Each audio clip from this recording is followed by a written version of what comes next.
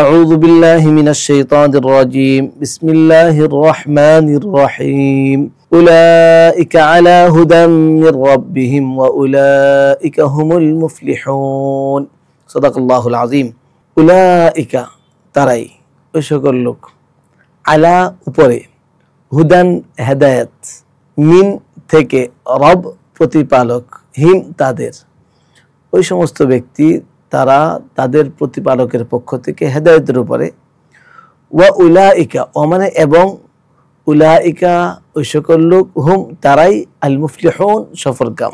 বিশ্ববিখ্যাত দায়ী মাওলানা কালেম সিদ্দিকী দামাত বরকাতুহুম ও তার সিনাদুন খলিফা মুফতি জুবাইর আহমদ রচিত অমুসলিম দাওয়া বিষয়ক 2450 টাকা মূল্যের 26টি বই অফার মূল্যে মাত্র 990 টাকা। বিস্তারিত জানতে 01798418100। এই আয়াতের মধ্যে আল্লাহ সুবহানাহু ওয়া তাআলা বলছেন যে হেদায়েত আমরা সূরাতুল ফাতিহার মধ্যে পড়েছিলাম ইহদিনাস সিরাতাল মুস্তাকিম, আল্লাহ আমাদেরকে হেদায়েত দান করুন। এরপর সূরা বাকারা শুরুতে আল্লাহ সুবহানাহু ওয়া তাআলা বলেছেন হুদাল লিল মুত্তাকিন, মুত্তাকিনদের জন্য হেদায়েত। এবার আল্লাহ পাক বলছেন উলাইকা আলা হুদাম মির রাব্বিহিম, ওই সকল লোক কারা আগে যে সমস্ত গুণের কথা আল্লাহ পাক বলেছেন আল্লাযীনা ইউমিনুনা বিল গায়ব ওয়া ইউকিমুনাস সালাহ ওয়া মিম্মা রাযাকনাহুম ইউনফিকুন, ওই সকল ব্যক্তি যারা আল্লাযীনা ইউমিনুনা বিল গায়ব ওয়া ইউকিমুনাস সালাহ, যারা অদৃশ্যের উপর বিশ্বাস করে, নামাজ কায়েম করে, ওয়া মিম্মা রাযাকনাহুম ইউনফিকুন, আল্লাহ পাকের দেওয়া রিজিক গুলি খরচ করে, দান করে, কোরআনের উপরে বিশ্বাস করে, পূর্ববর্তী কিতাবের উপর বিশ্বাস করে এবং আখিরাতের উপরে ইয়াকিন রাখে, ওই সকল লোক তাদের কথা বলা হচ্ছে। তারা হলো উলাইকা আলা হুদাম মির রাব্বিহিম, তারা হলো তাদের প্রভুর পক্ষ থেকে হেদায়েত প্রাপ্ত এবং তারাই হলো সফল। এই আয়াত থেকে আমরা যে জিনিসটা শিখতে পেলাম সেটা হলো হেদায়েত আল্লাহ পাকের পক্ষ থেকে, হুদাম মির রাব্বিহিম, যে তাদের প্রভুর পক্ষ থেকে হেদায়েত। হেদায়েত আমি চাইলেই পাবো না যতক্ষণ পর্যন্ত আল্লাহ পাকের পক্ষ থেকে হেদায়েত না আসবে।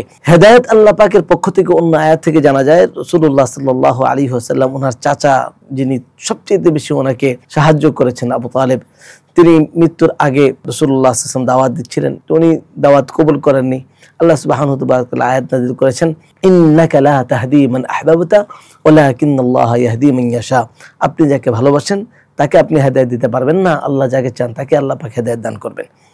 এখান থেকে আমরা জানতে পারলাম যে হেদায়েত আল্লাহ পাকের পক্ষ থেকে। এই জন্য আমরা যদি হেদায়েতের উপর টিকে থাকতে চাই তাহলে আমাদের পূর্ববর্তী গুণগুলি আমাদের মধ্যে প্রতিষ্ঠিত করতে হবে, ওই গুণে গুণান্বিত হতে হবে, আর আমাদেরকে আল্লাহ পাকের কাছে দোয়া কান্নাকাটি করে হেদায়েত নিয়ে নিতে হবে। আর সফলতা হেদায়েত প্রাপ্তিরই সফল, উলাইকা হুমুল মুফলিহুন, যারা হেদায়েত প্রাপ্ত হবে তারাই সফল। আমরা সফলতা মনে করি দুনিয়া অর্জনের মাধ্যমে, আমরা অনেকে মনে করি যে না আমি যদি বড় চাকরি পেয়ে যাই তাহলে আমি সফল, কেউ আবার মনে করি বিদেশ যেতে পারলে সফল, কেউ আবার প্রবাসে থাকতে পারলে সফল, আবার কেউ মনে করে যে না একটা ঢাকা শহরে বাড়ি করতে পারলে সফল। এক একজনের সফলতার মাপ কাঠি এক একজন এক এক ভাবে মেপে নেয়, কিন্তু আল্লাহ সুবহানাহু ওয়া তাআলা বলছেন সফলতা কারা, যারা হেদায়েত প্রাপ্ত হবে তারাই হলো সফল। উলাইকা আলা হুদাম মির রাব্বিহিম ওয়া উলাইকা হুমুল মুফলিহুন, যে তারাই হলো সফল। এজন্য আমরা যদি সফল হতে চাই তা আমাদের হেদায়েত পেতে হবে, আখিরাতের ফিকির করতে হবে, ঈমান আল্লাহ পাকের উপর, অদৃশ্য আল্লাহ পাকের উপর ঈমান আনতে হবে, নামাজ প্রতিষ্ঠা করতে হবে, আল্লাহ পাকের যে দান করেছেন তার থেকে খরচ করতে হবে, আল্লাহ পাকের পক্ষ থেকে আসা কিতাব কোরআনের উপর বিশ্বাস স্থাপন করতে হবে, পূর্ববর্তী কিতাবকে প্রকৃতপক্ষে যেভাবে আল্লাহ পাঠিয়েছিলেন ওইটাকে বিশ্বাস করতে হবে এবং আখিরাত পরকাল মৃত্যুর উপর পরিপূর্ণ ইয়াকিন রাখতে হবে। আল্লাহ রাব্বুল আলামিন আমাদেরকে হেদায়েত দান করুন এবং হেদায়েত পেয়ে আমাদেরকে সফলতা দান করুন। ওয়া আখিরি দাওয়ানা আলহামদুলিল্লাহি রাব্বিল আলামিন। আসসালামু আলাইকুম ওয়া রাহমাতুল্লাহি ওয়া বারাকাতুহু।